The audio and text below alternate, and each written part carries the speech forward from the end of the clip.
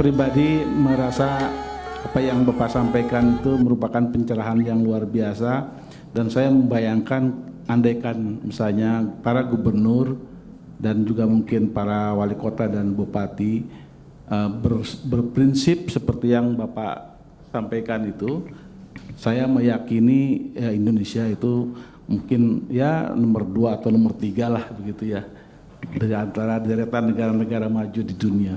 Setelah mendengarkan apa yang Bapak sampaikan, ternyata Bali jauh lebih maju. Mungkin sebetulnya bisa nanti kami di negara akreditasi kami, termasuk di Tanzania.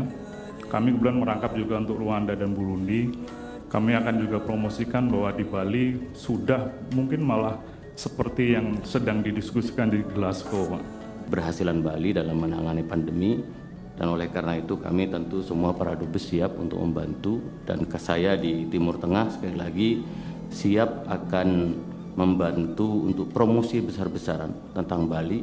Bali itu sudah punya satu World Heritage, Pak, yaitu Subak, Pak, UNESCO World Heritage.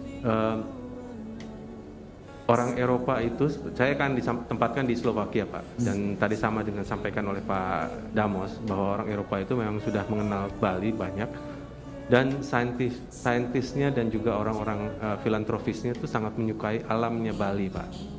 Nah, untuk itu apakah mungkin ada baiknya kita juga dari Provinsi Bali lebih memperkenalkan Subak Bali, Pak? Cita-cita kita, Pak, khususnya cita-cita Ibu Menteri Luar Negeri adalah kalau di setiap kota Eropa itu ada restoran Balinya.